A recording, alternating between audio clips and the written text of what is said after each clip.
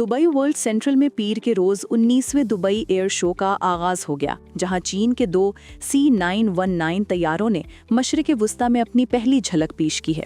मुंतज़मीन के मुताबिक 5 रोज़ा इवेंट मुस्तकबिल यहाँ है कि उन्वान से मुनक्किद हो रहा है और इसमें 1500 से ज़ायद नुमाइश कुनंदगान शरीक हैं, जिनमें 440 पहली बार शामिल हुए हैं।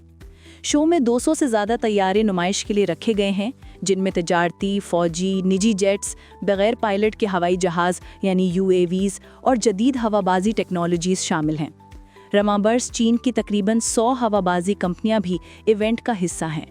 चीन में मुसाफिर तैयारे बनाने वाले इदारे commercial aircraft cooperation of China यानी COMAC ने C919 और C909 को नुमाइश के लिए पेश किया है, जबकि चाइना सदर्न एयरलाइन भी एक C919 तैयारा लेकर आई है।